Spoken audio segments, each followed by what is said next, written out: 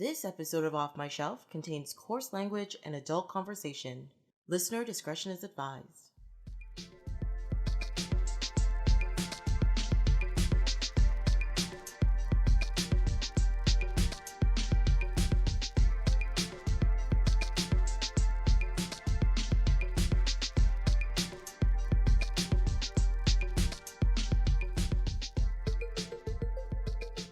Hello, my name is Tracy James and welcome to Off My Shelf, a podcast about movies that are, well, off my shelf, where we go through my DVDs and talk about the movies in my collection. In this first episode on the Matrix franchise, Sarah Behl joins me in getting trapped in cyberpunk dystopia with The Matrix and The Animatrix. Welcome! Hello! This is the first time we have done an in-person recording of this podcast since March of 2020, so this is very exciting. Congratulations. We've made it this far. Hopefully we can keep that going. We're post-pandemic. Is that what it is? Mid-pandemic? We're in denial. In denial pandemic. I believe that. That is totally acceptable. Yes. Also, you may hear weird cat noises because my cat is very excited and is actually coming over to join us for a second and check out what's going on. So this is fun. Yes. So like I said, we are going to talk about The Matrix and Animatrix. We did skip an episode because of some scheduling problems. So we're doing this first. And then next week we're going to do The Matrix Reloaded and, well, all the sequels, essentially, including Revisited, because we have to. So this episode, we're going to try our best to talk about just the first Matrix film and the Animatrix, those two things together. And then we'll continue on the next episode. So, Sarah, we both saw The Matrix together. We saw The Matrix together when it first came out in theaters. We did. Back in 1999? Correct. That is correct. And still, every time I watch this movie, my mind is blown. I'm just gonna say it. Yeah, it's a fantastic movie. It's held up pretty good. Mm-hmm. I mean, I haven't watched it recently, and so revisiting it was nice, and it was still enjoyable to watch. And I mean, I do have some opinions about how it could be made more relevant to the modern day, but on a whole, I'm very happy with most of this movie. Yes, yeah. I do find, I find when I enjoy a movie, or it's just, things still happen in it that, get you, that rush. I sit there and I smile at it, and I smiled through 80% of The Matrix, Yeah.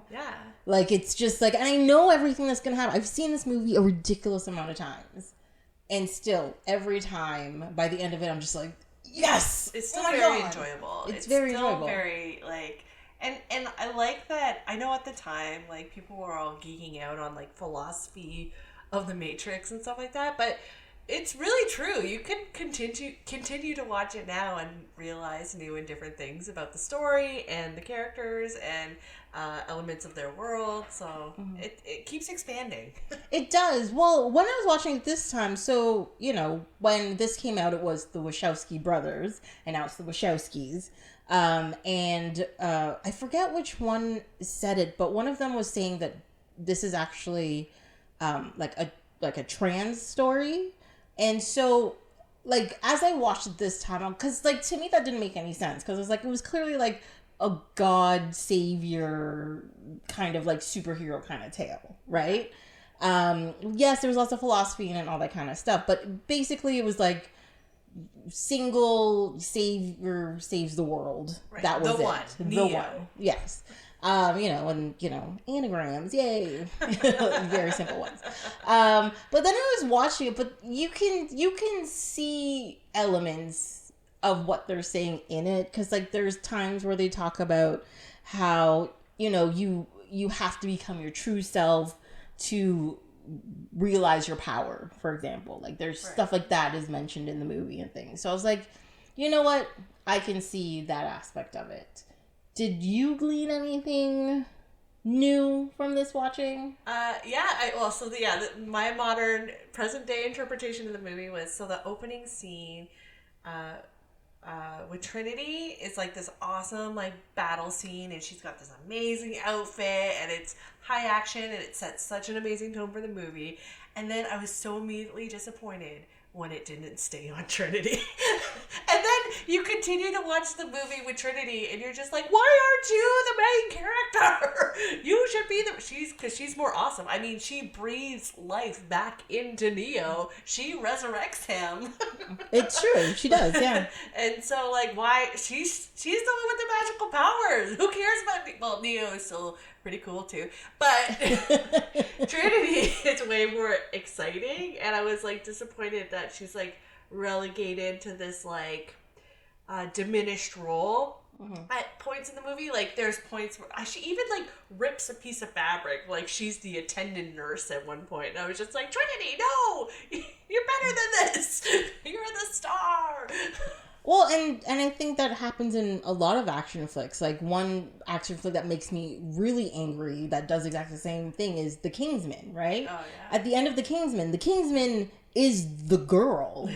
And she is relegated to going up in a balloon while the dude who was kicked out, does all of the cool stuff. Yeah. And I was just like, wait, what? Isn't the story about her? Because she's the Kingsman, and with the Matrix too, it starts on Trinity, like you're saying, and it's true. You're like, you want to see more of that character, and you just don't get to see it. Everything she does is incredible, and so even that, it's interesting to see. Like you mentioned, like the directors like changing gender. Like it's even interesting to see like for themselves. They didn't even write a female character as much as they love women. It's true, because they're the only other female in there is Switch, and I think they're like gender neutral. Like they don't even say what they are.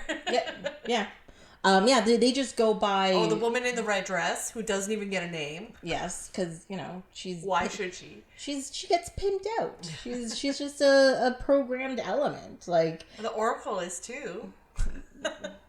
I mean, I have to admit, I love the Oracle. Yeah, the Oracle's fun. I love her. Yeah. Everything she does in her scene is captivating. Yeah, it's great.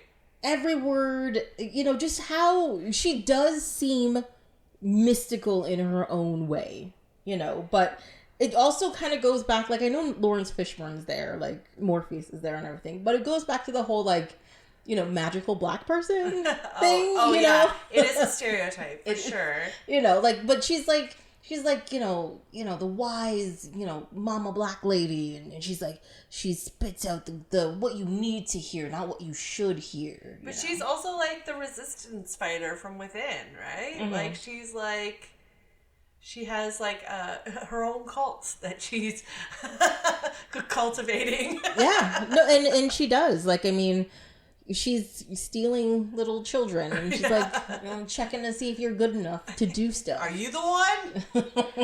I'm gonna tell you you're not, and it's gonna mess with your brain. Exactly. I mean, I do like that she like messes with his mind so much in such a short amount of time, and then he's even like shoving the cookie in his mouth, and it's just very funny. I have a question.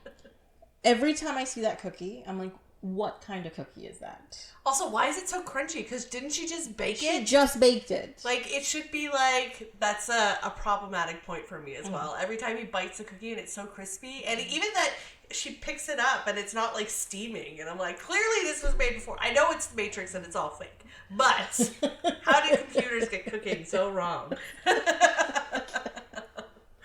Well, because you can get hard cookies right away. It's just over baking the cookie. But it's true. I don't think she overbaked those cookies. It would have been steaming or something. Yeah. And yeah, it's true. On this watch of it too, when she took the bite and it was like a crack, I was like, didn't she just, those should still be just relatively baked soft. those cookies. Yeah. But what kind, because I don't think it's like a chocolate chip cookie or I think anything. it's like an oatmeal. Because it had like some like, I don't know, height on it. Mm-hmm. It didn't look like it looked like a granola-y oatmeal type cookie. I was going to say a molasses cookie. Oh, well, it wasn't dark enough. It was like, I associate like a ginger molasses cookie to have like a rich color, and it looked kind of just too pale? Yeah. Okay. I've always wondered. I'm like Neo. I also want to think that it's like, I don't know, like, you know when you have like a fantasy tale or whatever, and there's always like this food that tastes like whatever you want it to taste like. Oh, magic cookie. It's a magic cookie. So like, it doesn't matter what cookie she made, whatever he ate, it was like, it tasted like the what cookie he that wanted. he wanted. Or And the that's cookie he needed in the moment. Exactly. Snickerdoodle. Right? It's like, I didn't know there was caramel in that. Oh my god. Yeah, exactly. You don't know. It's fine. But yeah. Craig's cookies. Love Craig's cookies. Oh also, my god. shout out to Courage Cookies. They're great too. Look, cookies are great. We're just gonna say it. Cookies are great. Who knew that the cookies had such a major component of the Matrix? Apparently my brain did. So we're gonna go. It's definitely something I noticed like every single time. I'm like, what the heck is the cookie so crunchy for? It's just been baked.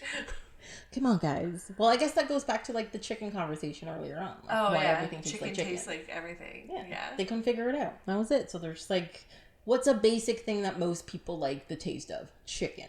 Put it on stuff. But it's like, it's interesting, like, that conversation is like, I don't know, now that we know more, like, science stuff, I guess, but they can detect, like, gases and elements in space and find similar things of it in, like, our own foods and stuff. Mm-hmm. So, isn't there, like, some saying that the galaxy, like, the center of the galaxy, like, is like raspberries, because it's like the same compound is found in yeah, they said like, oh, these planets, like some planets smell like rotten eggs, and some planets smell like grass, and some planets smell like whatever. And it's because they've just like, this is the things that we found, because I think they do it based on like light refraction and like the color that they get sent back or something. And they're estimating that it's these chemicals in the atmosphere. So like, and like based on how much something is in the atmosphere, it should smell like this thing that we know of. Right? I'm like, and I mean, I think computers helped us figure that out. So I think they could like nail that. I mean, especially if you're like, people are taking the time to put data into computers so that they have stuff. Like, I think, okay, before we even go there, because I think people have a, not like a misunderstanding, but some people can't differentiate between like computers and something that's like AI and why those things are, because aren't computers smart? No, computers are dumb. Computers are very, very dumb.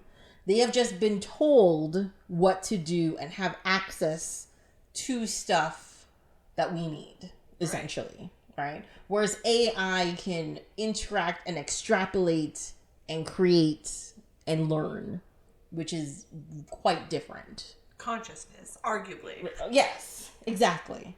So I think right now, finding those smells are based on data that we've entered, and then the computer makes a computation. Whereas I think if it was AI would not be like, would like look through like a telescope and stuff, whatever, but make an assumption based on knowledge, like what we would do. So slightly different. But they're assisting the process. Yes, they're assisting the process. They're plotting our demise. Well, it's coming. So obviously, because isn't the what is it? The Singularity is supposed to happen in like 2045 or whatever. I thought it was the distant future, the year 2000s. Yes, you are correct. Yes, mm-hmm. Both factual. Both very factual. One by the flight of the Conchords, and the other reputable sources, I'm sure. Every movie we've ever seen. Thank you. Yeah, because I think I saw a chart the other day, and like they were listing like famous like sci-fi things based on like the year they happened in the future, and it hit like 2022, and I forget what it was. They're like, 2022 is this. I don't know why I'm bringing it up if I can't remember. Never mind. Ignore me. Everything's fine. Anyways. Terminator? There's so many. Alien. Predator? So many things. I mean, all the robots are trying to destroy us. Yes, they are.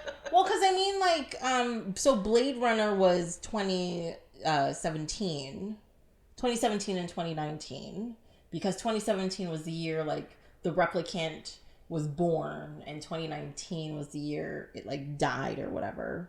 And then they did, well, 2049 is the next one. There you go. So we have to wait. And I think, well, I know we haven't hit any Star Trek milestones yet. Because I think World War III is in 2050 something. Oh. So we're getting close. It's great. And what else? Yeah, so Terminator was, when they went back in time, was like, Sarah Connor dies in 2007, and then they skipped over that. So that was fine. Yeah, so I know. Yeah, they're all over the place. We're good. We're good. We're good on time. Maybe Back to the Future. Oh, we've passed Back to the Future a long time ago. That was 2015. We're back in the past. Yes. Mm-hmm. Like we're like at 2015. Most people are like, no, we're officially in the future because we've passed Back to the Future. The date that you're thinking of, George Jetson was born. That's what it was. Yeah. Yes. Yeah. 2022. Yes. Okay, that is correct. He was born in like July 30th or something like that. 20. Yes. Okay. Yes. And the Jetsons takes place in like 2050 something, because he's supposed to be like 35 years old. Yeah. Okay. That's what it was. Thank you. Thank you so much. That is exactly what it was. On all honesty, I'm more like Team Flintstones than I am Team Jetsons, but we all have our choice. But did you hear the theory about that they're actually in the same world? Yeah, I did. Yeah, I could see that. Where the Jetsons are essentially like in hovering the sky and the Flintstones are on the ground. Like it's an Elysium situation. Yeah. Yeah, exactly. I could see that happening. Elysium could have been such a good movie. Oh, it was so disappointing. Like it's okay. The first half of that movie is fantastic. It sets up a really cool world. It sets up a interesting premise. It sets up a problem. It sets up a goal. And then the second half of the movie, you're just like, oh, you're just running around shooting things? Okay. This is what we're gonna do. Okay. Done. Like, I don't know what it is. It drives me crazy. It does. Really wanted that movie to work.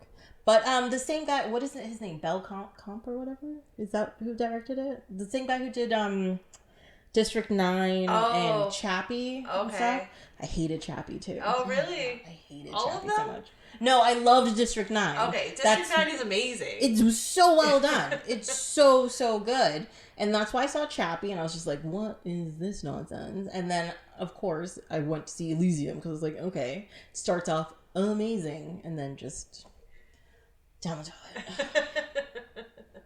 I'm sorry. The woman who's in Elysium that he meets, like that Latina woman, I don't know what her name is, but I find every movie she's in, when she shows up, the movie goes downhill. Oh no, what a burden to have. Right? So like she was in I Am Legend, which the first half of that movie is tense, interesting. You understand where the zombie came from and like what's happening and blah blah blah, and he's there by himself with his dog, blah blah blah. And then she showed up and then it just turns to nonsense. So aggravating. Then there's Repo Men. We're talking about the one with Forrest Whitaker and Jude Law. Rodriguez? Is that who it is? No. Oh. I have to look up her name. But she shows up about halfway through that movie as well. Again. I'm just thinking Repo Genetic Opera. So I can't even... you made me watch that movie.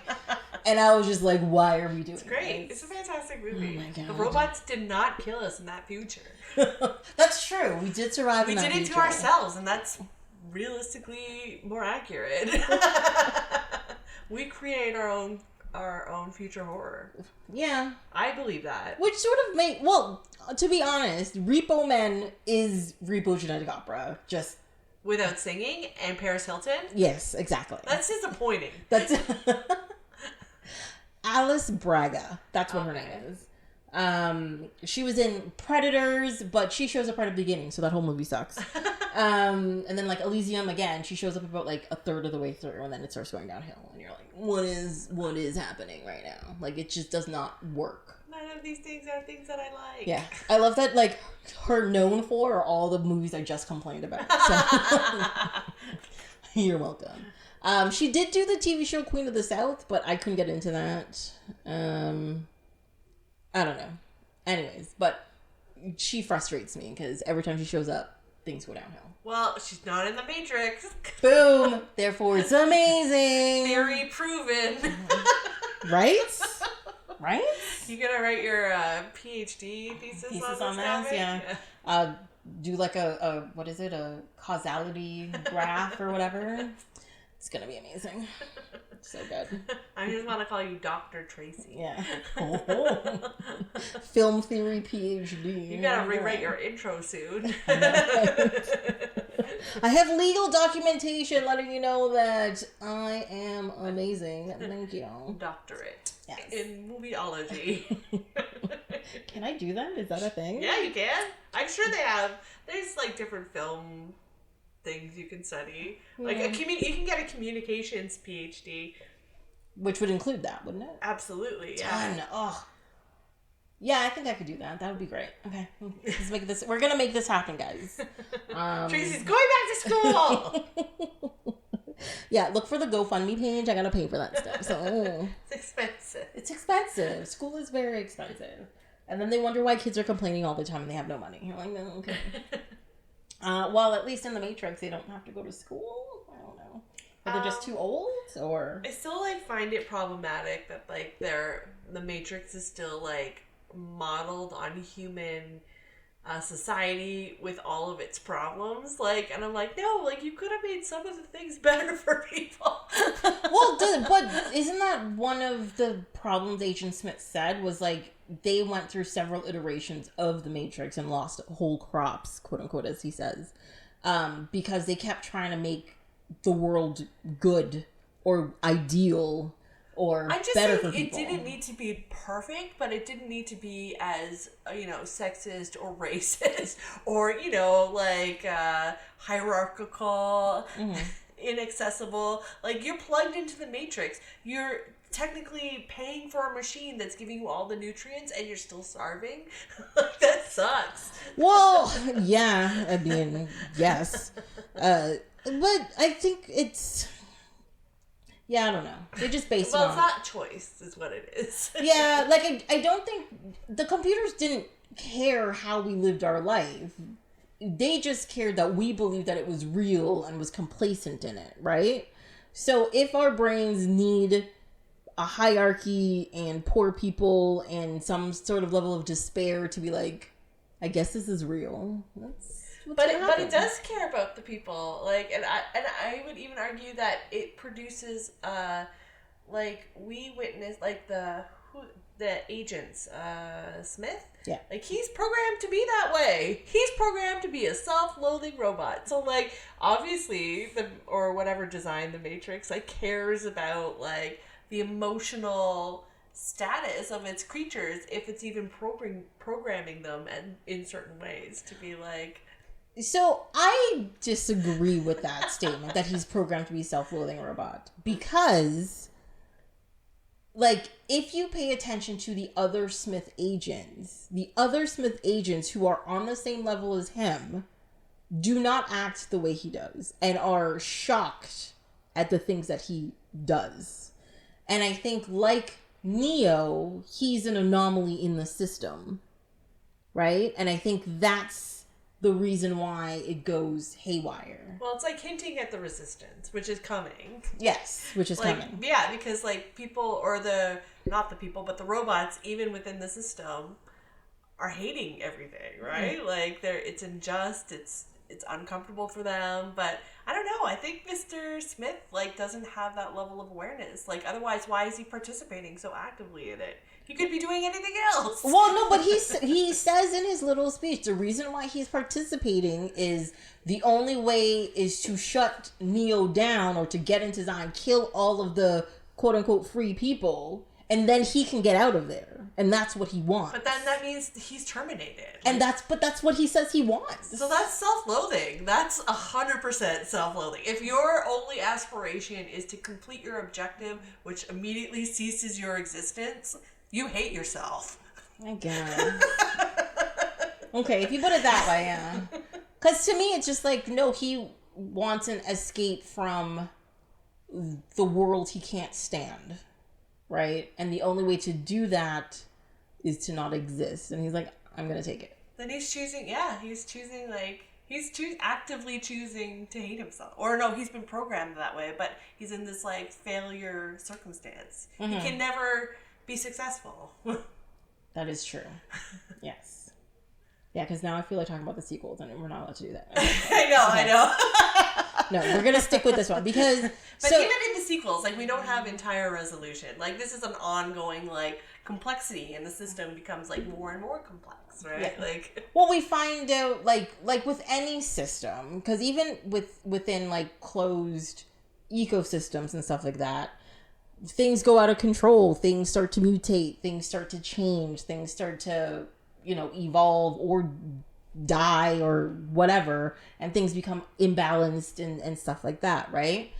So, and I think that's literally what's happening here, is that the ecosystem has gotten so big and so diverse and so unbalanced that it's trying to fix itself, essentially. Which I think is what is said in the sequels. Okay. Sorry, no.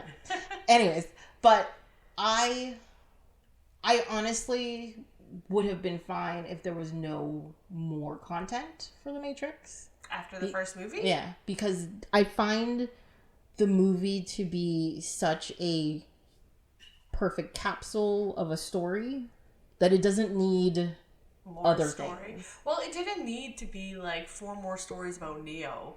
Like, well, yes. It could have been so many other things if they wanted to expand it, right? Mm-hmm. Like, it could have been, how about Trinity? Trinity is a star. Even Laurence Fishburne. I would have watched a Morpheus movie. Like, yes, yeah. That would have been cool. Let's see him rise to the peak cultum. Well, I think they did the whole, quote unquote, Skywalker saga thing, where it's like, no, you have to follow this.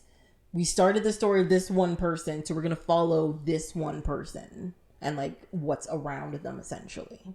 But they knew that didn't have to be, because they made the Animatrix.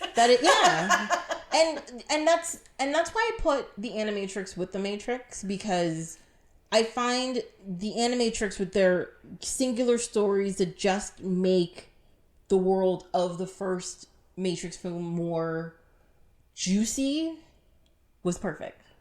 Yeah. You see some of the life that people are living within the Matrix. You see some of the life of people that are living in, like, Zion and are on their ships and all that kind of stuff. And you also see people who aren't even part of that Zion thing. Like, they're living on the surface doing weird shit. Yeah. And you're like, oh, so, like, all those people that were freed aren't necessarily Zion, and they're not trying to, like, do anything. They're doing their own business. That's kind of cool. Yeah. That is cool. So I thought, like, and I think those two things together are such a good complement to each other that it was more than enough. Yeah. Oh, yeah. It had a lot of good, like, there are lots of shorts in there. Yeah. I do like, even though it wasn't necessary, what are they called? The Second Renaissance Part 1 and 2 that actually showed the quote-unquote downfall of humanity, which Morpheus in The Matrix actually says they don't know when things are, where this one gives, like, dates. It's fine. I'm not going to argue about that. But I did find it interesting how they put that whole thing together. Like, to me, it came across very Isaac Asimov. Oh, yeah. I liked it was totally sympathetic to the robot's point of view, too, because you realize, like, how awful it was for them. and like why their uprising was so violent. But yeah, it basically forced them into this like path because, and I love it. It's like even narrated by a robot because it says like humans, endless search for personal vanity and wealth led to the, and it was just funny. Like it was like clearly from a robot point of view, and they're justifying why they've done what they've done. But who are they telling this to? Is it's like at a museum? Well, no, it says it's the Zion mainframe. Oh, okay. That's what I think it says right at the beginning.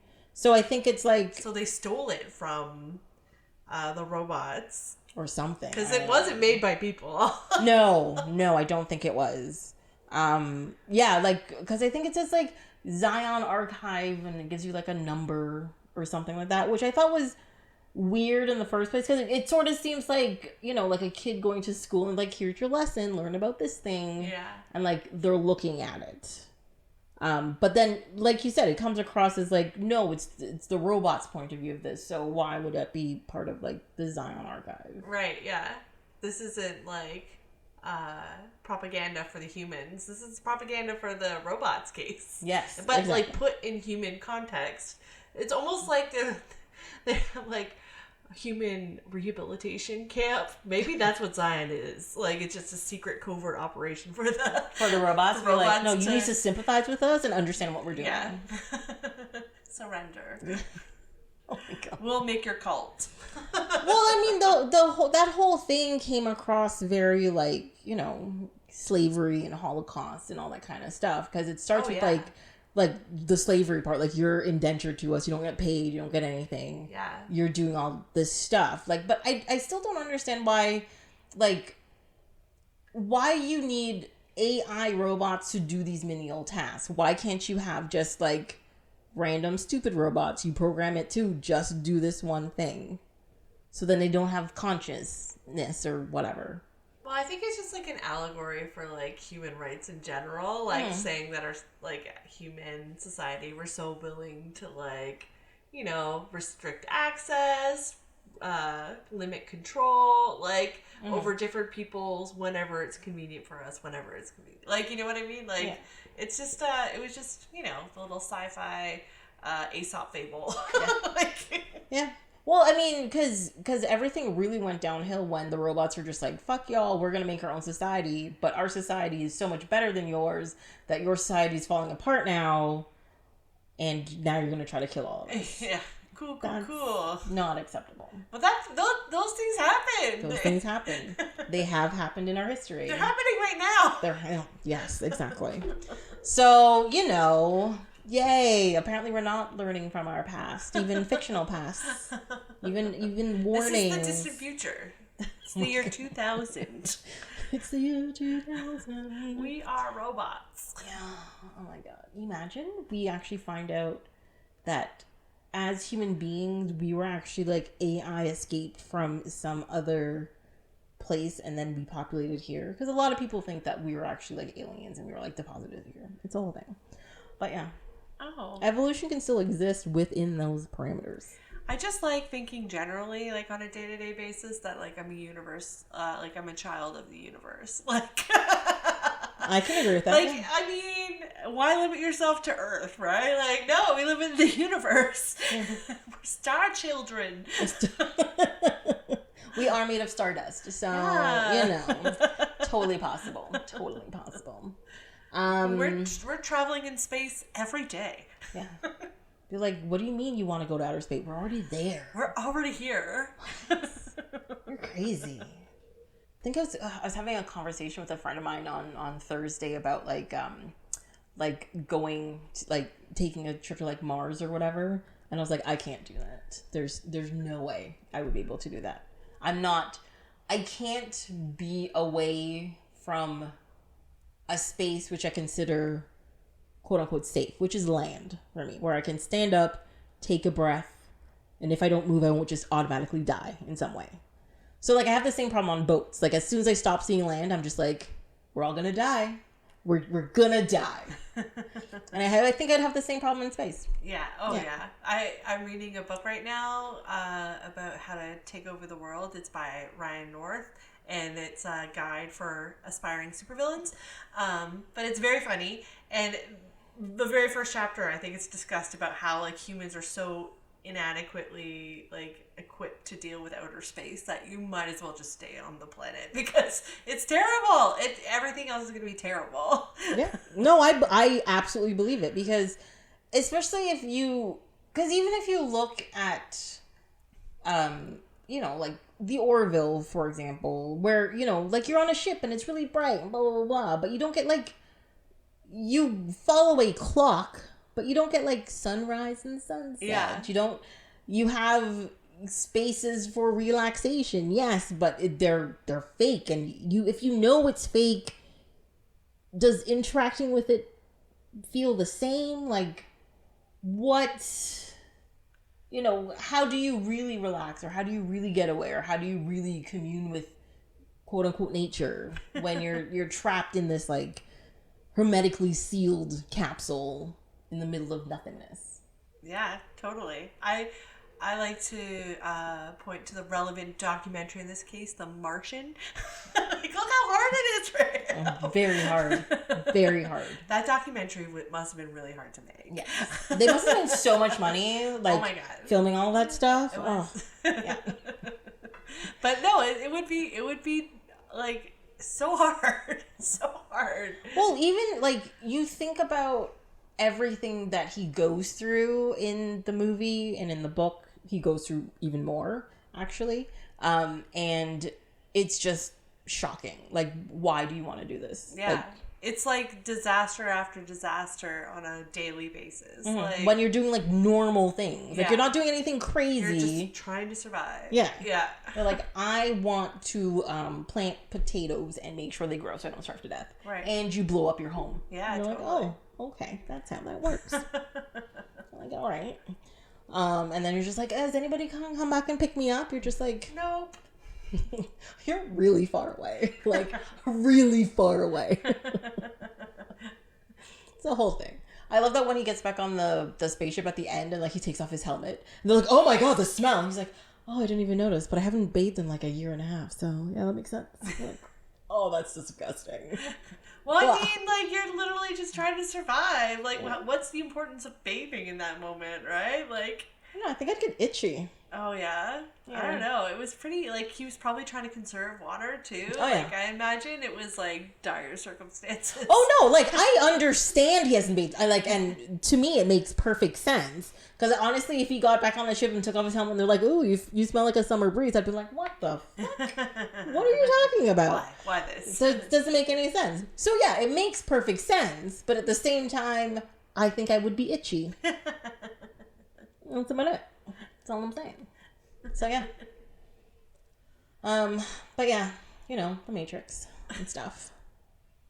Don't get me wrong, I love the Matrix. I don't know. What notes do I have about the Matrix? Let's see. My first note is such a thrilling and captivating opening. And we've already mentioned this. Yeah, the fight with Carrie-Anne Moss and like she's so good. She should be the lead. One thing, okay. This is one thing I always remember when I watch this movie is that I don't know if you remember this, but when we went to go see The Matrix, originally we saw it in the theater, we showed up late for the movie, and we missed the Carrie-Anne Moss opening at the beginning. Oh. I always remember this, because for like 6 months, they made all kinds of references to that in everything. And I was just like, I watched the movie. What the fuck are you talking about? That doesn't make any sense. I didn't see that. And then I went back and saw the movie again, and saw the beginning, and I was like, oh, this makes so much more sense. Thank you very much. Awesome. Yay. And the other thing I remember is my stupid knowledge of the origin of like that bullet time thing where like, she jumps and the camera spins around and all that kind of stuff. Because the popularity of that came so quickly, and people always think the first thing that people saw it in was in The Matrix, and they are wrong. They're wrong. What was it in? So originally, the first thing on TV that it was used in a Nissan car commercial. Oh. I was trying to look up the commercial. I have a number of copies of all of the Matrix movies for varying reasons.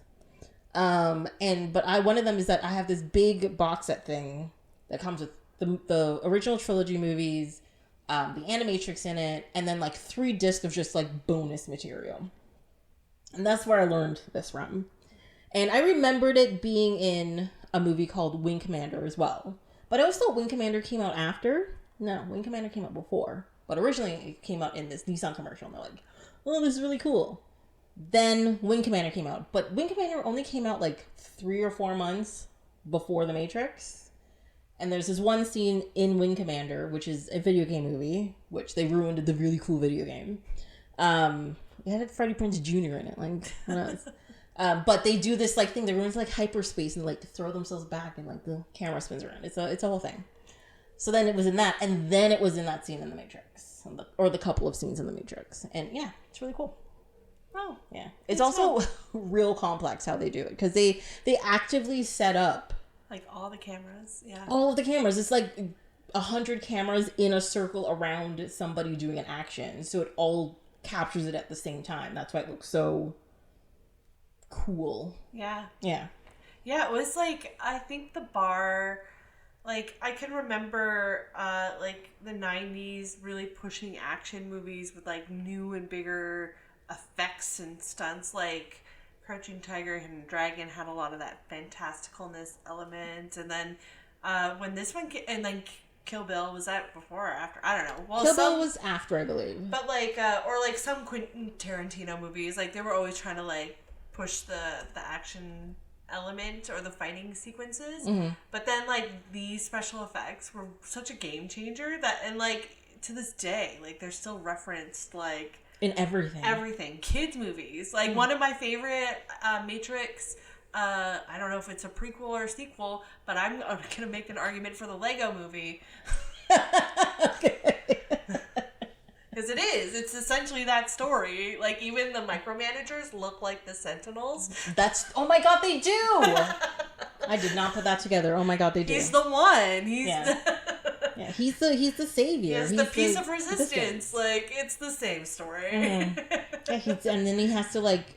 It's Morgan He Freeman. has to start to believe, you know, all that of he it. can He's do a master builder. Yep. Yeah, and then when he does, then he can see...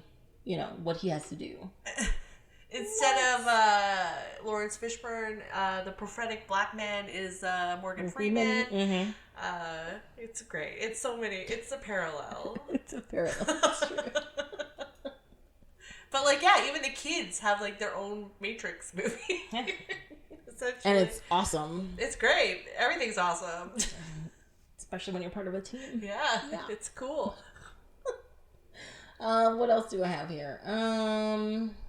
So one thing I started picking up is like numbers that they have throughout the movie. Oh, yeah. So like, you know, Neo's apartment is apartment 101. You know, basic where you start. Yeah. Kind of go. Yeah. University.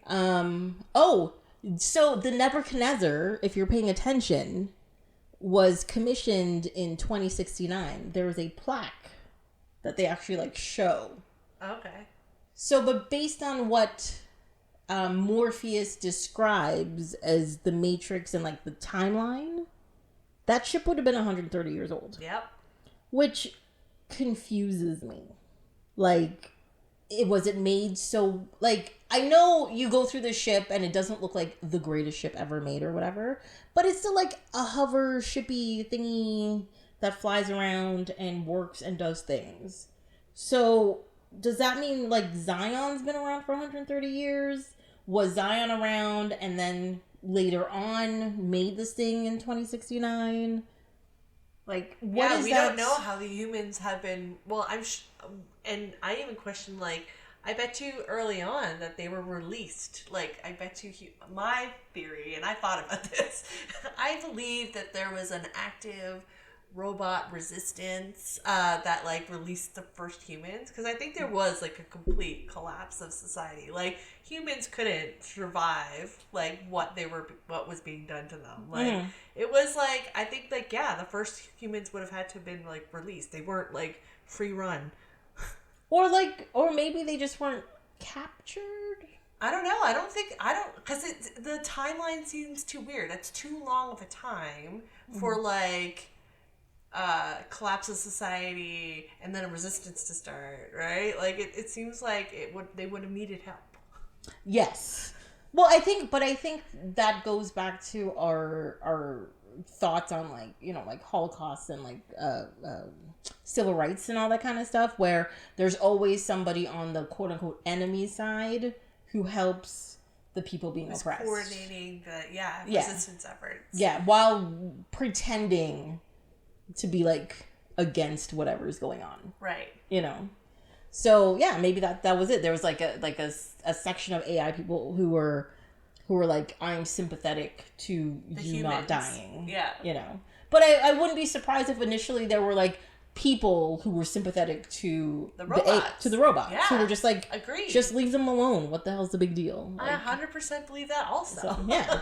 So, but you know, when you have, you know, big people talking about a bunch of money and they're just like, we're losing our money and let's blow it up. That's just what happens. The little guy who doesn't care about anything doesn't get a word in edgewise.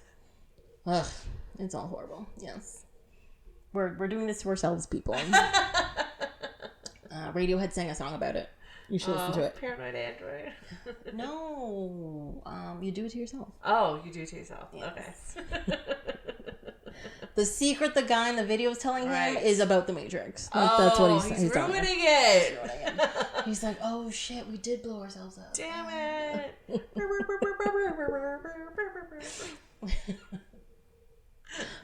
Paranoid. You just you do it to yourself and Paranoid Android together and you're good. It's a great OK Computer. It's a great album. It is. It really, really is. I still don't know what Tasty Wheat is. Oh, is that like, I don't know. I don't eat cereal. Well, this is my problem. So within the conversation, right? So they're talking about like the sludge that they eat that's made of like whatever nutrients and amino acids and blah, blah, blah. Whatever a growing body needs. Fine. They have all the things. But the kid's going on about, you know, it's like runny eggs or like, I think it tastes more like Tasty Wheat. But then he says oatmeal separately and he says all of these things separately. And I always thought, I was like, is Tasty Wheat like oatmeal? But apparently it's not. Oh, I have no idea. I have no idea what Tasty Wheat is. Is it a brand name? I don't think so. I mean, because I am very anti-cereal. Tasty Wheat. I love that you search Tasty Wheat and Matrix comes up. Okay. So, oh my God, there's tutorials to make Tasty Wheat. Okay, we're not going to do that. This isn't a cooking podcast. So there's something called Tasty Wheat, which is spelled Taystee wheat cereal by Aubergine Foods. And it really does look like just a white gelatinous paste. Okay. 3-minute hot energy breakfast. That looks awful. I'm sorry. I've never had it. Like, yeah, I don't know. It's like, I'm sure old-timey food that people, like gruel, like something that people used to have to survive on, but we have other options now. Yeah, like, well, gruel's another thing. Like, I have a concept of what gruel is, but I don't know what gruel is. I have no idea. I have, like, Oliver Twist.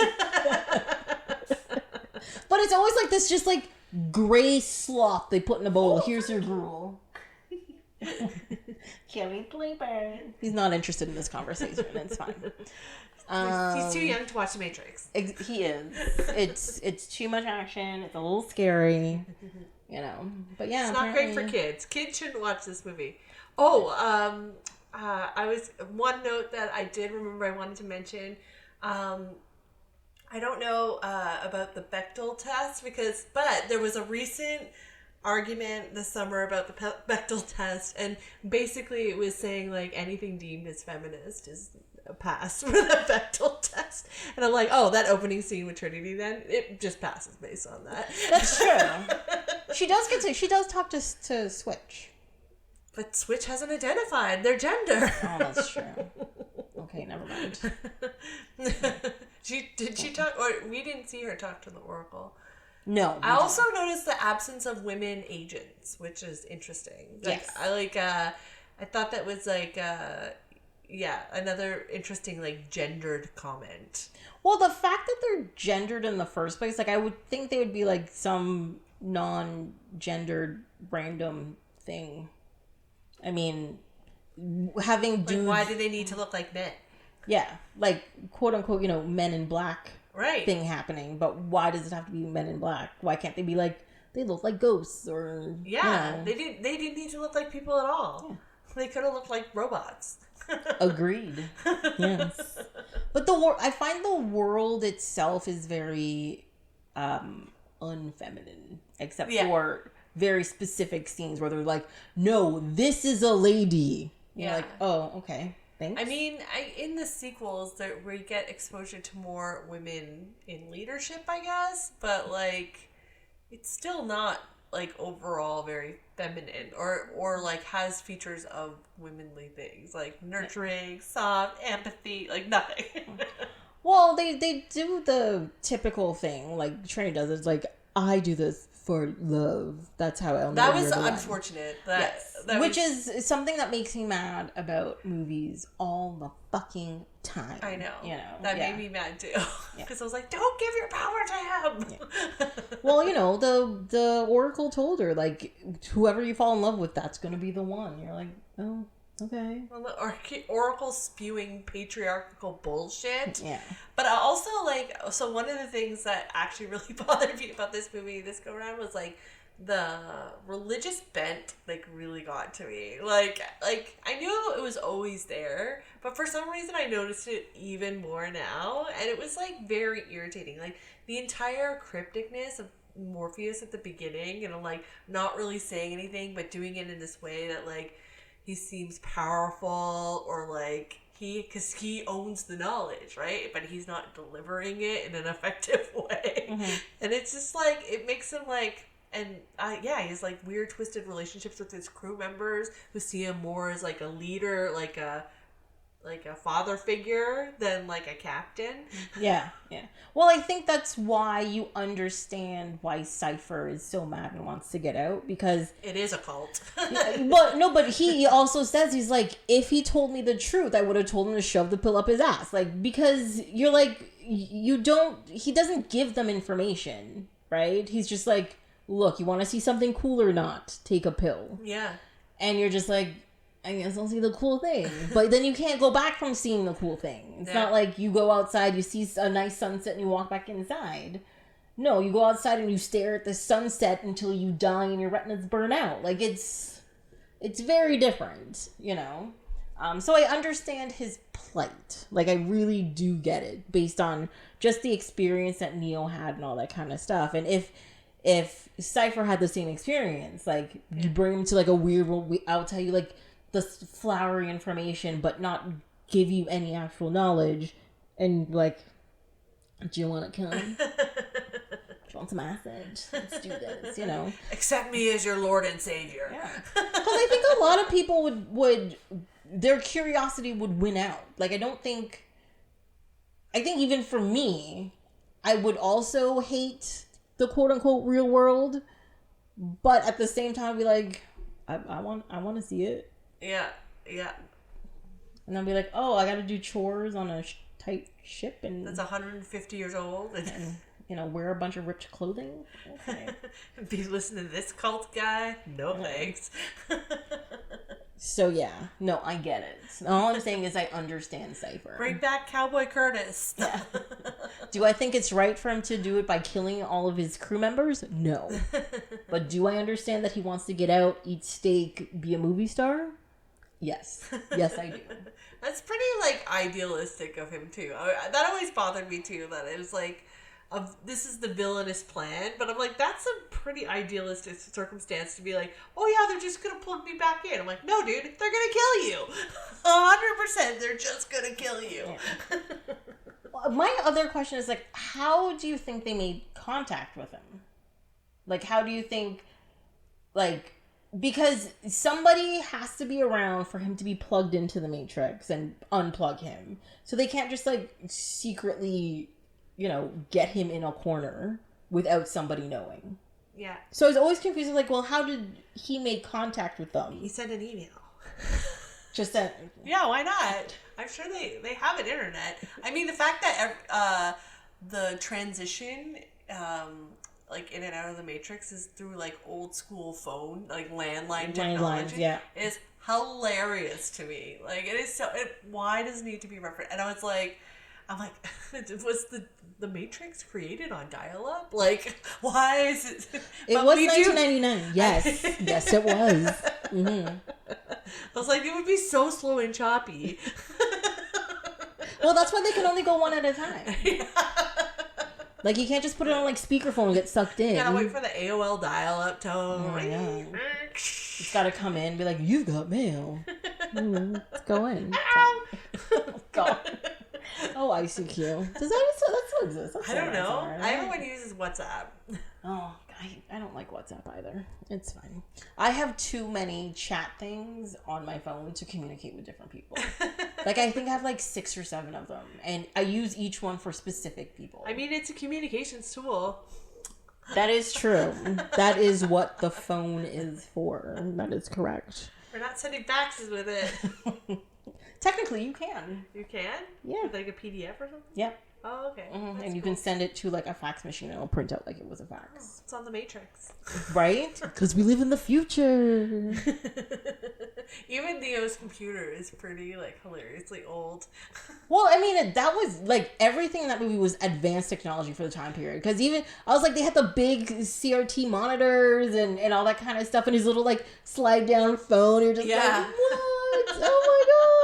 This is crazy. You know? They're very old now. Very old. Very old. Why? How come they don't have like a Samsung or like a smartphone or something? Like, oh, I don't know. It's fine. It's pre-sponsorship. Yeah, but apparently 1999 was the height of human. Well, what was the term? Civilization. Human civilization. Yes. So they went back to a time where everybody was like happy or whatever. Or no, it said because he says. Because he counts it as the height of their civilization because once they came around, it was their civilization. So they're just assuming the civilization, like they're taking it forward, and it's funny. Like, but who would deal with that? I don't know. Did you think that with 1999 is that an ideal moment for you in your personal history? Look, I think 1999 was a shitty year and a great year for a lot of people. But worldwide, I think it was okay. Sure, you know, there was still like war in Iraq and all that kind of stuff. You know, 9/11 hadn't happened yet. There hadn't been a market crash in a while. The economy was booming. Wasn't Clinton in office still? It's pre 9/11. Yeah. Clinton was still in office, or was Bush in office by then? I don't know. No, 2000 would have been Bush, wouldn't it? Yeah. Okay, so then Clinton was still in office. We just had one sex scandal instead of like 800 scandals in different ways. But like, I think music was great. But Woodstock '99 was. I didn't go to it, so it was fun. No, but like I think like its general aggressiveness and heteronormativity and maleness was problematic. Like that was all of previous history. What are you talking about? No, but I say like it came to like Monica Lewinsky wasn't just one sex scandal. Like, that was a huge big fucking deal. Like, this is another Trump moment, really, is what it is. But it's just, like, it shows, like, the inequity for women at the time. Like, I'm happy to see progress on that front now. Mm-hmm. Like, looking back and realizing how bad it was. Yeah. Like, especially, like, in the music and, like, the cultural identifiers at the time. Like, it was all very like white, it was all very male, and I'm happy to see that it's not the case anymore. What are you talking about? Puff Daddy was having a great time. What? Mace? Killing it. Mariah Carey? Well, What's up? Yeah, no, but I agree lots with going you. on. There's lots going on. Like, there's, like, other domains, too, right? Like, there's lots of popular domains, but, like... But we're also looking at it in a very, like, North American view of things. Yeah. Because, like, to be honest, that whole Monica Lewinsky scandal in, I don't know, Japan was probably just like, whatever. Oh, did you hear about that? Okay, I don't know. I don't care. But they also have their own issues with sexism in their political system. So, like, it's not... It continues to be an issue. Yes. Which is surprising that it continues to be an issue because people just don't seem to get it. But, you know... but yeah, no, I agree with you. But I think you can say that for any time period, past, present, or future, where it depends where you are, what status you're at, how old you are. You know, like there's so many factors to decide how good a time period is for you in any place. Right? Yeah.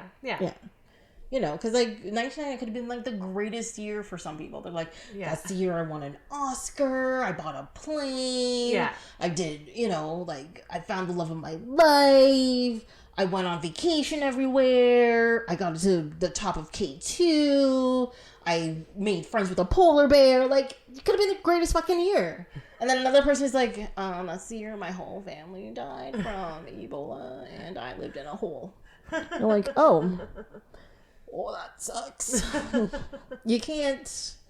It just really depends on a lot of factors. Yeah. I'm just making a comment on like the culture that this movie is a part of. Like you can feel it and you can see it. Yeah. Like even in the soundtrack, like I don't know if you've listened to it extensively, but it's all like it's the Deftones, it's Marilyn Manson, it's Power Man 3000. His name is fucking Power Man 3000.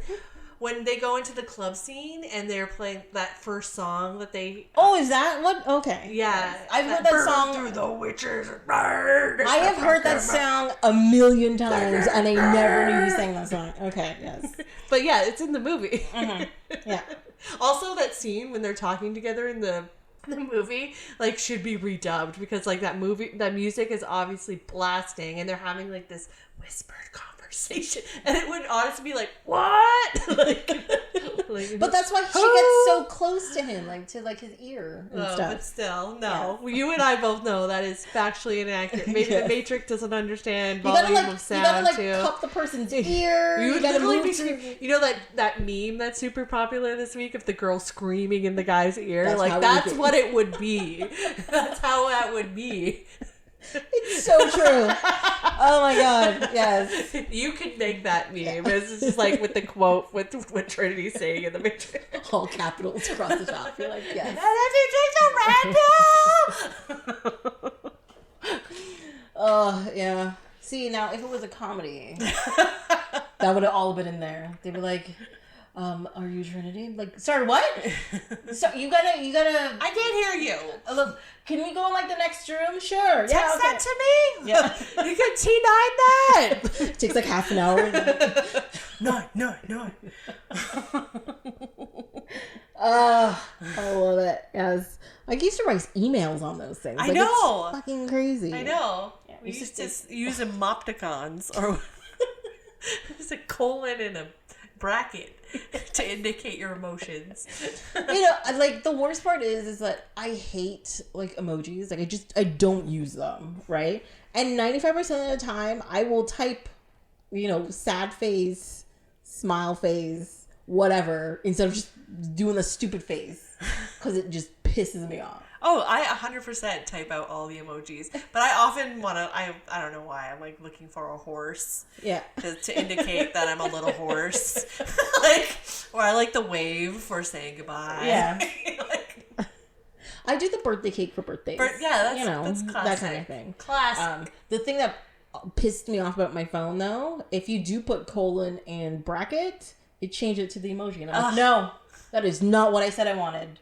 If that's what I wanted, I would have pressed it. Right? I want the OG. God, get your shit together, guys. If I want to make ASCII art, let me make ASCII art. You don't change it into things. I have personal choice. God. My emoji's my choice. I remember when ASCII art in like emails used to be like a big thing. Oh, yeah. So, like, oh my God. I have a t-shirt that has like a big dragon and stuff. That's it's funny. Just ASCII art. It's hilarious. Fucking love that thing. Anyways, yes. I wonder if Neo was into ASCII art. I think he was. I think he would have done it. Oh, he definitely fell asleep in front of his computer every night making it.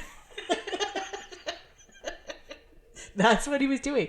He was doing some kind of illicit hacking that looks like he deals with people who also do copious amounts of drugs.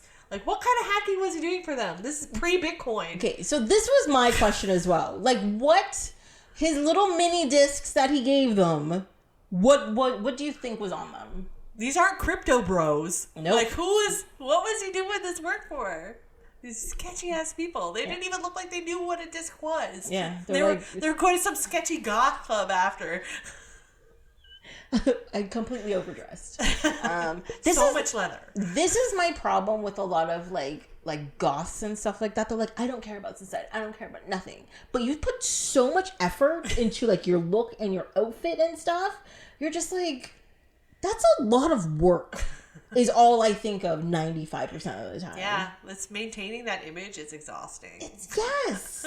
That is way too much effort for me. Like, no. To this day, since I've been like 10 years old, I am a jeans and a t-shirt person. Okay? My jeans may be like jean pants, jean shorts, jean skirt, but it's still jeans and some sort of t-shirt. Because that's all I have effort for. That's it. I mean, if you look at like modern makeup, like videos and stuff like that, I think it's really funny that there's so much effort going into makeup to make it look natural. So it's like literally 2 hours of makeup on your face to make you look natural, and you're like, that's invisible work. Yeah. That's so much work. And the worst part is if you saw that person in person trying to look that natural, you've been like, what's on your face? Nope. Yeah. It just looks so weird in person. Like, you get nice pictures and nice video out of it because they have flat lighting on it. And it doesn't, like, you're not turning your head, you're not moving. But as soon as you're outside in a natural space and, like, the lighting slightly changes, you're like, oh my God. Oh, the horrors. Okay. I'm sorry, if I'm going to spend 2 hours doing my makeup, you're going to know I have on makeup. It's going to be red lips, blue eyes, like the pointiest, darkest eyeliner. Yeah, all kind of blush. All kinds of blush. Of it. Okay? A highlighter, it is a blush, happening. and a bronzer. Yes. Oh my God. Which is what I'm wearing today. But thanks to my natural makeup techniques. Who would have known? Yeah, your skin just looks healthy and like a nice glow. Thank you. Like, and sun kissed. Like, thank you. Yeah, it was a good bronzer. It was a good bronzer. You're doing it. I like it. It's working. It's part of the system. Yes. I probably put my mask on. I came here. Half of it comes off. And you're like, you can't tell, can you? You're like, no, it's fine. Yeah. Yeah, no, definitely during the pandemic, I was like, I'm not wearing any makeup for any reason. There's no reason. Oh, and it's just like, it's a logistic impossibility. Like, with the heat, and then, like, I'm negotiating glasses, and just, like, so much shit is already on your face. You're like, I can't put more stuff on there. Yeah. Like, there's a very small, like, people who know me know I don't usually wear makeup. But when I do, it's for like a good occasion, and I think I'm decent at doing a look on myself, right? But there's always this like very finite like month and a half time period where it's perfect to wear makeup.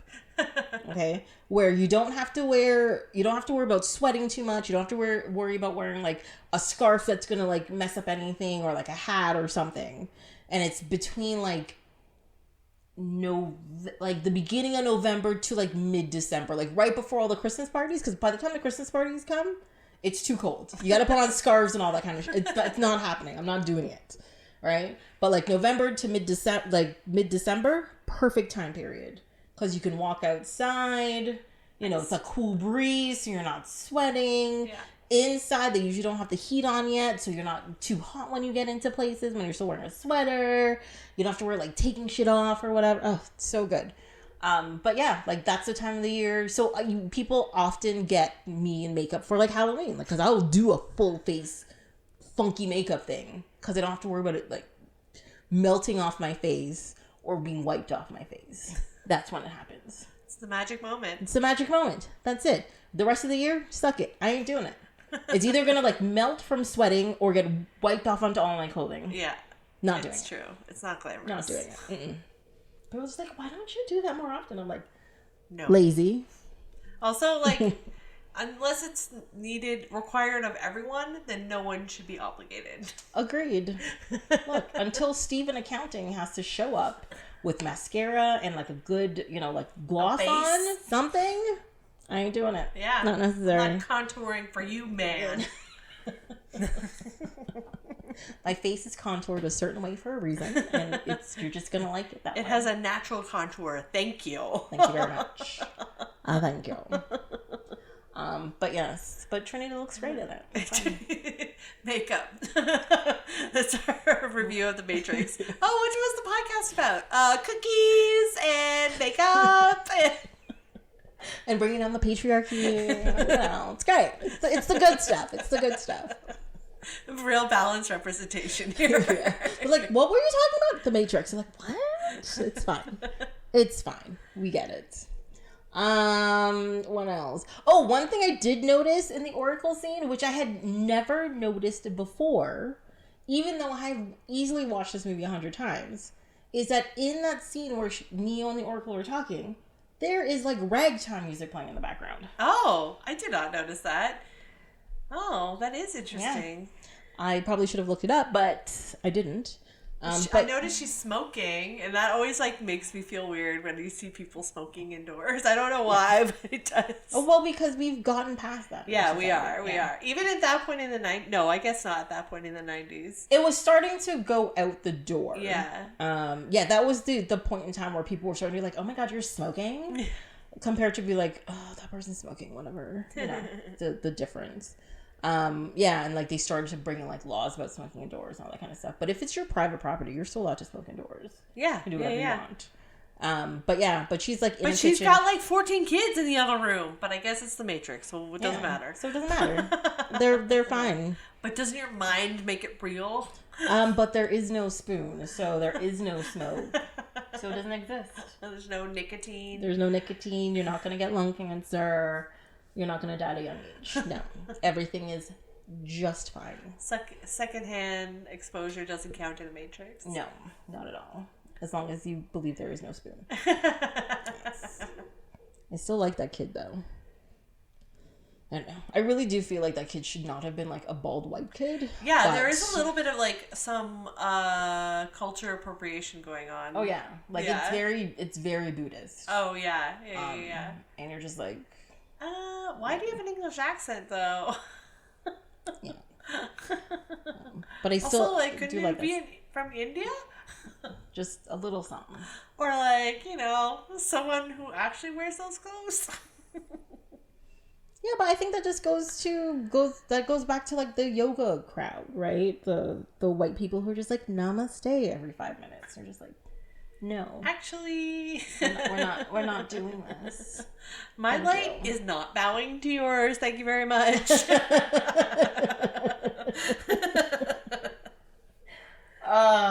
Yes. Oh, I love how distracted this conversation is. It's great. The Matrix.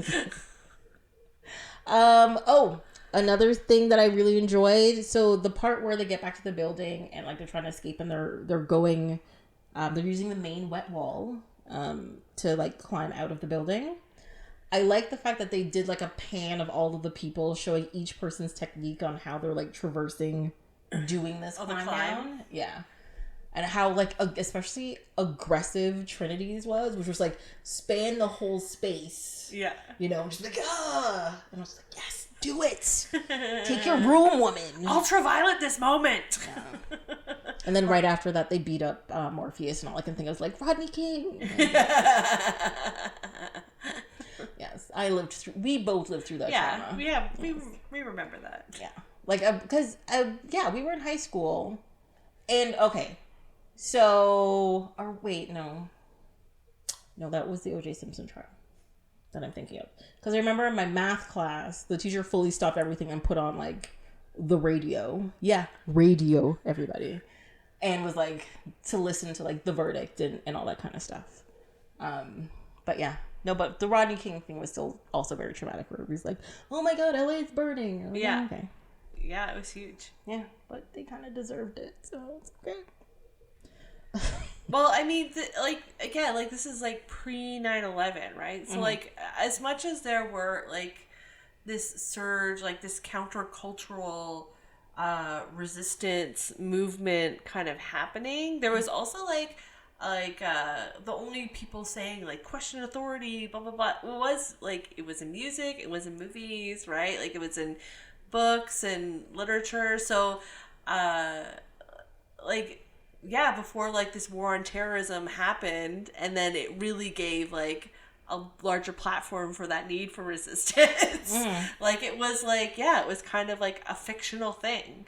Yeah, but that also led to, famously, like, Columbine, the school shooting. Well, where they used it as a platform to try to shut down that kind of thing, you know? Like, this is what happens when you tell people not... or to think differently, or to think against the system. Yeah. But the kids who perpetrated that didn't understand the Matrix is essentially what happened. Right. Because, you know, they put on the outfits and they're like, we're like Neo and you guys aren't real and we're going to shoot everybody because you guys are mean to us. And you're like, no. That's not what this is. We live in a society where we have cultural standards and norms when this isn't acceptable. Exactly. And also, if they were paying attention, if this isn't real, they're still people, so they're still dying. Right. In some place. Yeah.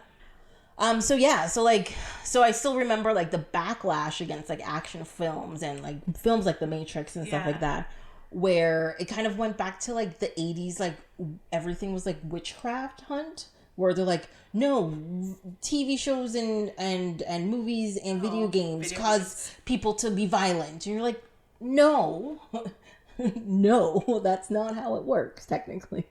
If you teach your kids right and if you pay attention, that's not going to happen. Yeah. That's not how that works. You know, that's just my thought. So remember that whole thing. Well, I remember even at our high school, like, they wouldn't let kids wear black coats. Like, yes, they banned long black coats. Yeah. Yes, you couldn't do it. Yeah. Which is like, yeah, it was 1999. Everyone wanted to wear a black coat. Exactly, because it was cool. Duh. Well, like, they just featured it in The Matrix, man. Like, even their sunglasses were super cool. Oh my god, except for that last scene where they do a close-up of Neo's face and he puts on the sunglasses and the glasses are crooked. Drives me crazy every time I look at it. Every fucking time. I'm like, they're crooked. They're crooked. I can't take you seriously. They're crooked. Drives me nuts. Anyways, yes. Also, the explosion scene in that building that they break into with the stupid door and the fire, the worst effect in the whole movie. Oh, yeah. Even from the first time we saw that movie, that effect got me angry. I was just like, but why? The door doesn't need to be there. And it looks so bad and so fake. It's not doing anything. Just have the fire come out. It would have been fine. Yeah. But no. Still, it was fine.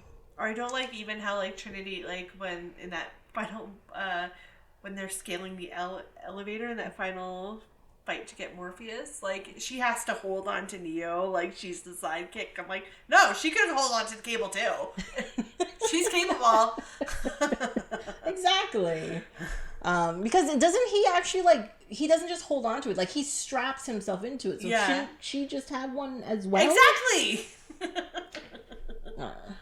Whatever. They just had infinite amount of supplies. They could have grabbed another. Yeah. They're like, oh no, that was one too many guns. We can't use obviously the life-saving it was strap. part of the plan. So this leads me to another question. So they have training programs and loading programs and all that kind of stuff within the Matrix, which is understandable. You know, it's just like a loading scene in between cutscenes in video games. That's fine. But as a person, especially that first one with Morpheus where he's taking them through the history of what the Matrix is and all that kind of stuff, and you're standing in a plain white room, okay? So when he first gets in there, his eyes are crunched closed and then he opens them. It's in a white room. There's chairs and a TV. Fine, I get that. That's how you enter there. Your eyes are closed, you open them, and you're there. But, like, the transition to, you know, welcome to the desert of the real, where they go through the TV and they're, like, in the whatever, but they're also in that space. Like, how, if you were there, how do you think that scene would materialize around you. Oh, yeah. Like, how would you Doctor Strange that situation? Yeah. Yeah. You know? Or, like, I guess it's all just about your mind, because you're just imagining it, right? Mm-hmm. And even, like, isn't that part of our processing, that, like, you kind of ignore things that you don't understand? Like, yes, that is true, yeah. That's a human. So do you think if he was standing there and looking, it would just, like, appear? It might just manifest, yeah. Like in your dreams. Like anything can happen at any moment. Yeah. Or things morph into other things. Because I was sitting there watching it and I was like, I understand the angles that they take and like going through the TV to the desert of the Rio is really cool as a viewer on a screen. The viewer experience, yeah. Yeah, but as a person standing in there, like how is that stuff manifesting around you? Like it seems crazy to me, you know? Like how does... So like the part where, for example, where they get all the guns and stuff, they're standing in a room and yes, we see the racks of the guns show up. Fine. But how does that transition to them being in the Matrix? Like how does... Well, that's when they have the dial-up tone and they're... So wait, does a phone appear in there for them to pick up to get over there? Like, yeah. It's things to think about. Because you got to think about how, A, your brain is going to accept what's happening around you. And then B, how is it actually being projected or manifested around you as well. Which I find. Or how do you conceive of these things? Yes. Mind-blowing.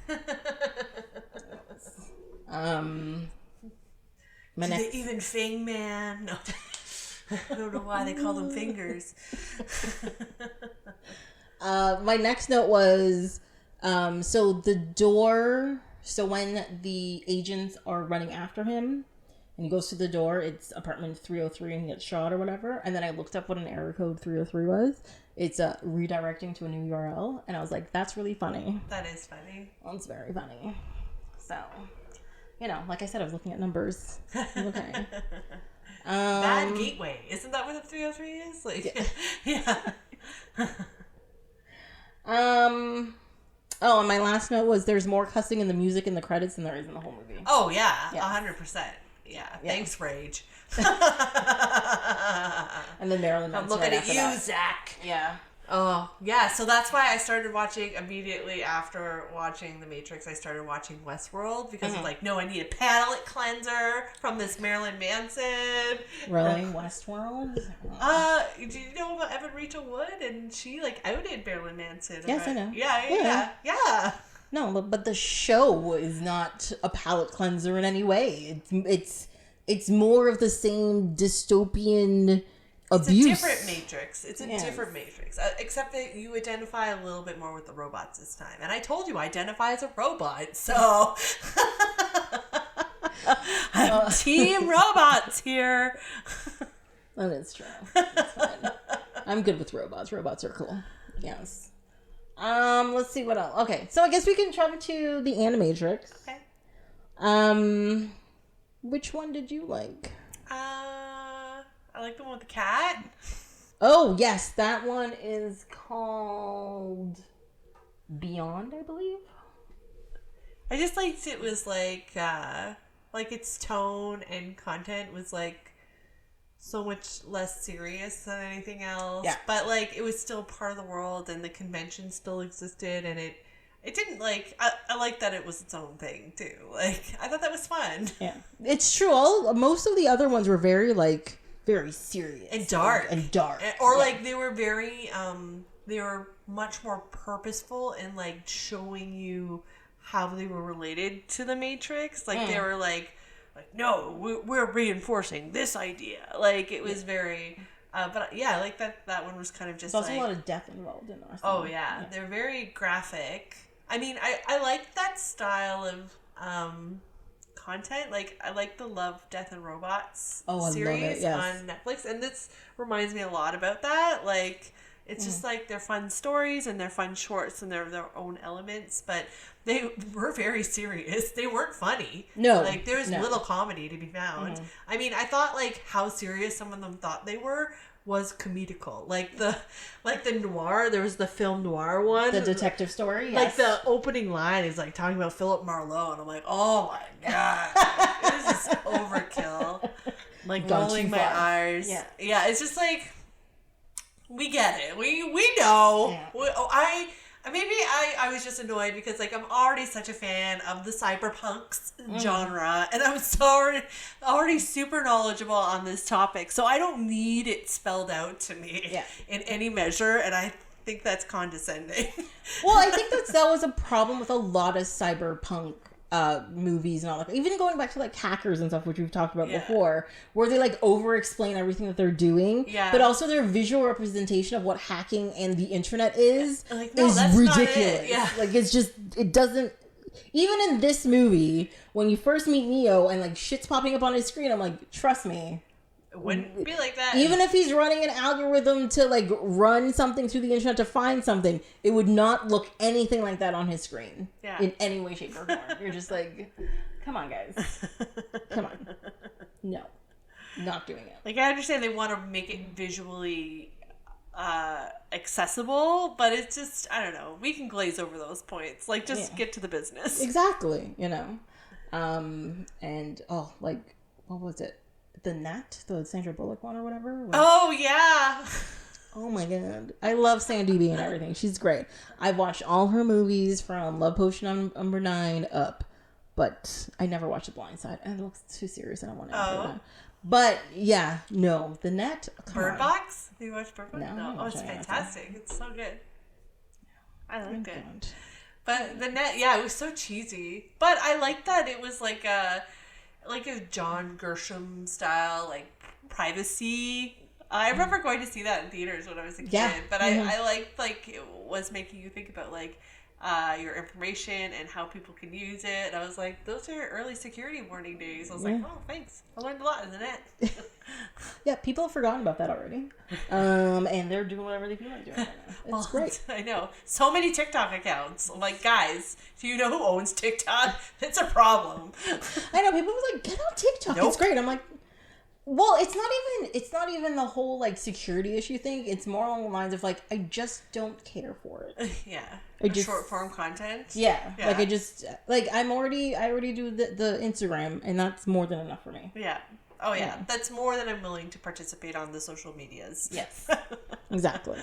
And I haphazardly use Twitter sometimes. I love Twitter. It's my favorite still. There's a lot of people just yelling and screaming most of the time. I mean, I like that it's still largely text-based, mm-hmm. right? Like, I like that it's not relegated to the realm of, like, annoying short reels of people reacting to shit. Like, the worst part is, like, you have a short reel of something, and then somebody posts a video of them reacting to that reel, and then somebody else posts a reaction to them reacting to the thing. And yeah. Like, this is endless. Can we not do this, like, you know, Russian nesting doll thing? Like, I don't need this in my life. I mean, Arcade Fire wrote a song about it. Infinite content, infinitely content. And that's literally what's happening. Yeah. They say innovation's slowing down because people don't have enough time to be bored anymore. So, yeah. Because they're looking at their phone for too long? Yeah. Well, they say, like, one of the reasons why, you know, we invent things or write things or become creative is it's usually during when we're bored. Like, our brain isn't distracted or concentrating on anything. And our brain is like, how do I not be bored? Oh, okay. So then your brain starts making things or giving you ideas and all that kind of stuff. Now, it doesn't happen immediately, like you're bored and you stare at a wall for 3 seconds and like, oh my god, I'm creating the greatest thing ever. No, but those downtimes put together makes your brain more active and, you know, work something. So society's overworked is what you're saying. Yeah. You know, we don't give ourselves enough time to stop. Like this whole idea of like, downtime is a waste of time, or you always have to have a hustle, or you always have to keep doing something, or else you're doing nothing, and then you're worthless if you're doing nothing. You're just like, no, thanks. You know, and then they have like treat yourself day, but a treat yourself day is like go do these 35 things that you that's not work. And you're just like, but can I just not do stuff? I know. Resisting capitalism is going to be harder than we think. It is, yes. I think even the most anti-capitalist person is still quite capitalist. Oh yeah, without knowing it. It's the construct that we live in. Absolutely, mm-hmm. It's how we get our food. It's how we make our money. Yeah, it's how we do everything. And we have to participate in some way, or else we will die. Literally, we'll hate Mondays forever. We get it. Yeah. Yeah. What were we talking about? The Matrix. Oh, it's the Animatrix. The Animatrix. The Animatrix, yes. I did find it weird, the world record one, the one with the runner. Oh, yeah. Where just like, if you run really fast, you can break out of the Matrix. No, I think it was trying to show that he was like on the path to what Neo had done. He was like having that awakening moment that he realized he could manipulate the Matrix. Mm-hmm. So it's like, it's just showing like another instance of like what happened to Neo, but versus this runner guy. No, but I thought that was the kid in school, the skateboarder dude, because he literally thought himself out of the Matrix. Wasn't that voiced by Keanu Reeves? He's like Neo, like that kid wakes up. Yeah. And Neo and Trinity are there, and that's their voices. Yes. Right, yeah. But no, it's not voiced by him. No. But that's the kid who shows up in the sequel. Right. The annoying one with like the bullets or whatever. Yes. Because I was like, oh, is that the kid in it? Because I think in this, Neo says to him when he wakes up, he's like, I didn't do anything, you did it yourself. And then in like the Matrix sequel, he also says something like, thank you for getting me out. And he's like, I didn't do anything, you did it. And so I think it's like the same line, and that's what triggered it. I was like, oh, is that the same kid? So yes. That's it, yeah. And then the samurai one, Philimar. Oh, that one is problematic for me. Yes. There's like more cultural appropriation. Like I get that, like it looks like some of the studios that produced these shorts were like largely based in Asia. Like so, except for the first one, which is the Flight of Osiris, it's Japan and Korea. Yeah. And like I get that like they're being made in this like anime style and like referencing those cultures, but I don't think they like people from those countries didn't make those choices. Like that samurai sequence, like it was so confusing. It's like all this Shintoism and then a Buddha head, and I was just like, feels like someone white who doesn't understand. It's just putting this together. I actually think they may have, it could have been like a Love, Death, and Robots thing. Okay. Where they're like, we have this idea. Here's the idea. Do what you do. Do what you guys would do to do this. I think it might be that. Because, yeah, then everything in this whole thing is all cultural appropriation. Because even the cat one, like, it's very clearly animated, or anime. Yeah, but even like the world they're in is clearly like China or Japan or something. Yeah. Like the crosswalks are different for fuck's sake. Yeah. Like it's that kind of thing.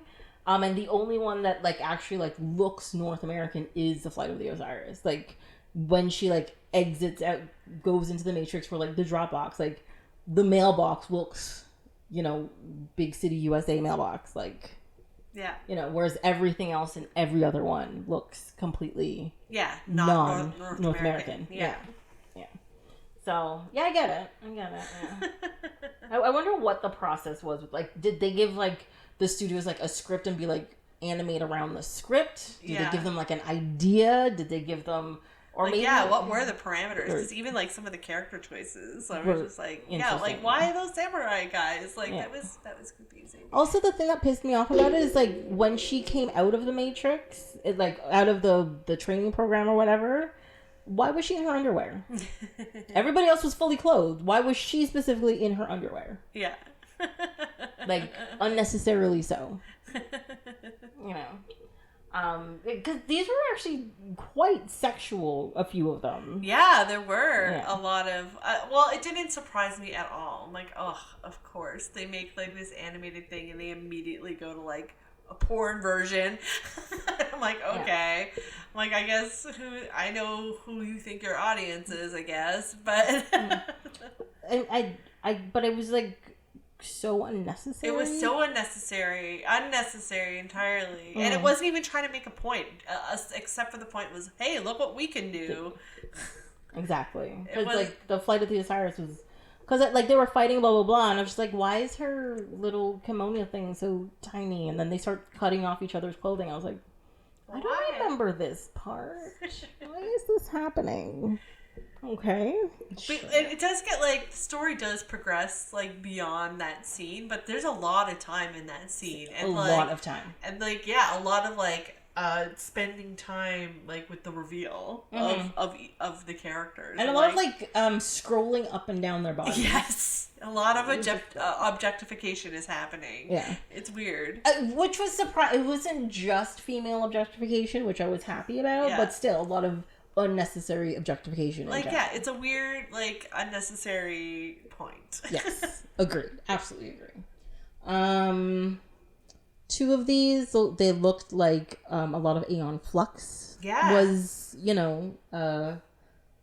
it's like the same animated style. And stuff, yeah. One thing, the last one, the matriculated one, the one where they were like, they had like a lab on the surface and they were like capturing the robots. One thing I found interesting was like the solid backgrounds looked very H.R. Geiger, so like the guy who designed like Aliens and all that kind of stuff. But then the actual characters that were moving around looked like Aeon Flux. Oh yeah. And I thought that was a very cool combination until they got into like the robot's brain and they were playing some kind of weird game, and I was like, what? Whatever. It was all very frustrating to me. But yes, that one was a little too high level for my liking. But yeah, I found them all interesting, but quite a few of them I was just like, why are we doing this? So that was me. No, anything else? You have any notes? Anything you want to say? I mean, I like the Animatrix. I enjoyed it. It is like yeah. I mean, I love short content like this. Like that's like its own thing, and it's building on a story, and it gives different people the opportunity to participate. But and yeah, I like that it gave more background to like the fight with the robots and the awareness with the robots, and it gave different perspectives. So I do like that. It does feel like they should be paired together. Like they do complement each other. They do, yes. And the Flight of Osiris, I think, is like a reference in like that is how they got the initial information. Or anyways, it ties into another plot point of the story. Of the Reloaded. Yes. Exactly. Mm-hmm. Yeah. So it's like, it is like furthering the story, and because I get it. Like, it was such a hugely successful cultural moment. Like, the only way to really capitalize on it before you could make your sequel is to make something like this as that bridge to the next movie. And I think that's a great option. Like, why aren't more people making make more animated shorts, everyone? Yeah. I mean, Star Wars did it. And then that was great. They fully forgot about it for a bunch of years, and then they made another Clone Wars TV show instead. So that was fun. Love, Death, and Robots is doing it, but it's not really within a world. Well, Star Trek right now is doing it because they have short treks. Right. So where, like, some of them are animated, some of them are live action. So, like, they're connecting pieces in the world and stuff. It's kind of, like, I hate Discovery and everything, but this, like, they do the short treks, and then you watch Discovery, and they're like, oh, this goes back to this short trek, and then this one goes back to this short trek, and then you spend the season trying to figure out where the short trek comes in, essentially. It is cool. Yes, it's very cool. I like the idea of it. I just don't like a lot of the execution of it. Or maybe it's just my hate of Discovery. It's fine. But yeah, no, like, I find the Animatrix has such a different like feel to it. Like, it just seems so much more like adult. Yeah, well, I don't know. The Animatrix isn't really for kids either. Like, I didn't let my child watch the Matrix. Yeah, no, like the Matrix, I find, has a very PG-13 level to it. Like, I don't know, like that scene, like the opening scene with Neo getting interrogated by the agents is kind of nightmare fuel, where he like misses his mouth and that thing goes into his belly button. Yeah. Like, I would have legit nightmares if I was a kid and watched that. No, I get it.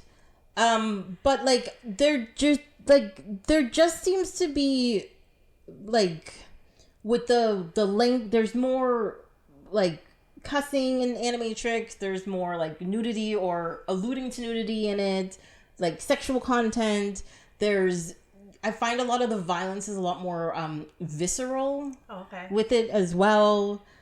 It's just like 2 notches above the level of the Matrix. And for me, that's sort of like separated them a little bit, even though like I understood the stories and I understood the connections and I understood the world, but like at certain points I was just like, really? Is this the same people? Like, you know, like these don't go together somehow, you know.